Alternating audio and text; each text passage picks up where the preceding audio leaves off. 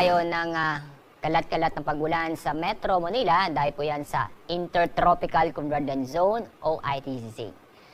Sa lagay natin ng panahon, inaasahan po ang maulap na kalangitan na may mga kalat-kalat na pag-ulan at thunderstorm sa Metro Manila. Kasama na rin po ang Calabarzon, Mimaropa, Bicol Region at mga lalawigan po ng Aurora at Quirino. Samantala, itong lalabing pong bahagi po ng Luzon ay asahan po ang bahagyang maulap hanggang sa maulap ang kalangitan na may mga isolated na mga pag-ulan o thunderstorm.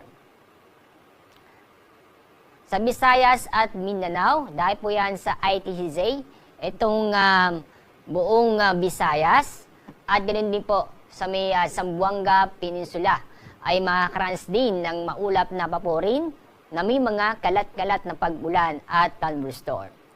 Samantala, ang lalabing pong bahagi po ng Mindanao ay magiging bahagyang maulap hanggang sa maulap na kalangitan na may mga isolated na mga pag-ulan o thunderstorm. Tulad na nabanggit ko kanina, itong ITCZ ay naapektuhan ang malaki pong bahagi po ng ating bansa.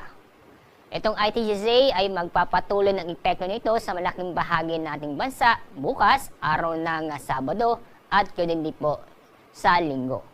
Kaya sa araw ng Sabado at Linggo, makakaranas po ng maulap ang kalangitan na may mga kalat-kalat na pag-ulan at thunderstorm sa Palawan, ganun din po sa Western Visayas at sa Occidental Mindoro. Samantala, ito pong lalabing bahagi po ng ating bansa, asahan po sa mga araw na yon ang mga isolated na mga pag-ulan. Sa susunod ng 24 oras, wala po tayong nakikitang wala tayong inaasahan na mabubuong LPA o bagyo sa loob ng ating Philippine Area of Responsibility.